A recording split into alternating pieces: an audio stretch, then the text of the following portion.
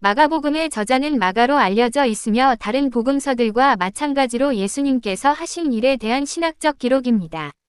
그런데 12사도에 속하지 않은 마가가 어떻게 예수님의 생애와 가르침들을 구체적이고 정확하게 기록할 수 있었는지 궁금합니다. 이는 초대 교부들의 기록과 전통을 살펴보았을 때 베드로에게 전해 받은 것이라는 설명이 가장 적절합니다. 베드로전서 5장 13절에서 마가를 내 아들 마가라 지칭하는 것과 예수님의 공적 사역이 베드로를 부르신 사건부터 시작된다는 것도 그러합니다. 14장에서 마가복음에만 기록된 한 청년을 저자인 마가로 보는 흥미로운 견해도 있습니다.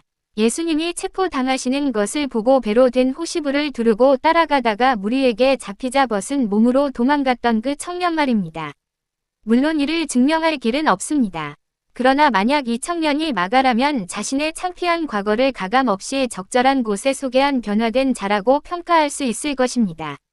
마가복음은 로마에서 이방인 기독교인들을 대상으로 썼다는 견해가 유력한데 그 증거로 간간히 본문의 유대인들의 관습에 대해 설명해 주는 부분을 들 수 있으며 여러 군데 아람어 표현을 헬라어로 번역한 부분들이 헬라어를 쓰는 이방인이 대상임을 설명해 줍니다.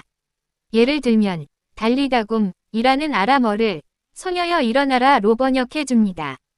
마가복음은 사복음서 중 가장 먼저 기록되었으며 다른 복음서를 기록하는데 참고 자료로 쓰인 것으로 알려져 있습니다.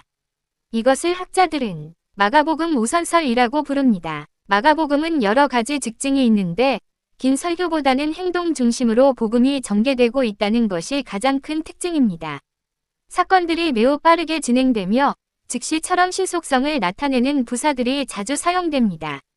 실제로 움직임을 의도하는 동사가 다른 어떤 복음서보다도 풍성하게 등장합니다. 하나님의 아들이신 예수님의 능력과 권위를 강조하며 복음을 들은 후 사람들의 결단이 매우 중요하고 시급하다는 것에 초점을 맞추며 신속성과 함께 긴급성과 위급성도 동시에 강조합니다.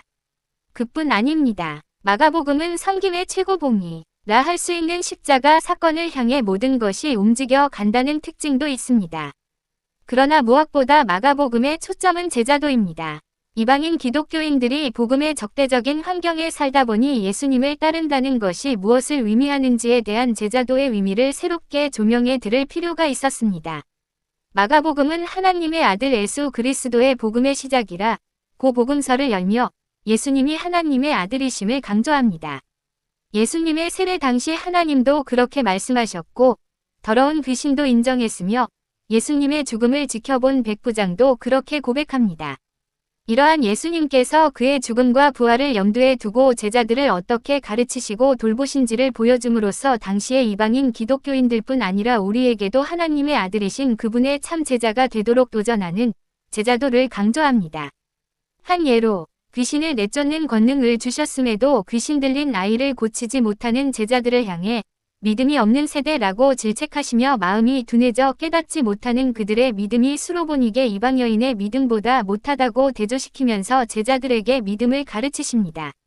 또 다른 특징으로 마가복음은 다른 복음서에 비해 분량이 적다는 것을 들 수 있습니다. 그렇다고 내용이 빈약한 것은 결코 아닙니다. 저자 마가는 많은 사건들을 요약하여 전개시키는데 예를 들어 마태복음 4장과 누가복음 4장에서는 예수님의 마귀 시험 장면을 길게 다루고 있지만 마가복음에서는 1장 12에서 13절 2절로 짧게 다룹니다. 마태복음 10장에서 예수님께서 전도여행을 앞두고 제자들에게 길게 가르치신 부분도 마가복음에는 6장 7에서 13절에 요약되어 있습니다. 그렇다고 해서 모든 사건의 묘사가 천편일률적으로 간략한 것만은 아닙니다. 6장에서 오병이어의 기록을 보면 기적이 일어난 장소의 잔디의 색이 푸르다고 묘사한 것은 마가복음밖에 없습니다. 8장에서는 벳세다에서 맹인을 고칠매 한 번에 고치시지 않고 2단계를 거치시는 자세한 묘사를 하기도 합니다.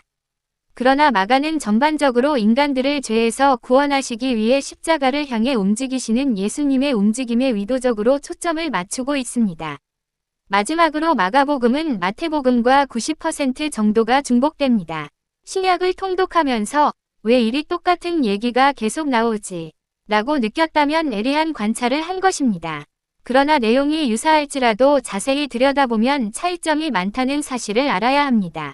저자가 강조하고자 하는 신학적 의도가 그 안에 담겨 있음을 염두에 두고 그것을 발견하고자 노력하는 것이 중요합니다. 누가복음으로 옮겨가면 내용 중복이 50% 정도로 급격하게 줄어든다는 사실을 미리 알아두는 것도 복음서들을 이해하는 데 도움이 될 것입니다. 구독과 좋아요는 영상 제작에 큰 도움이 됩니다.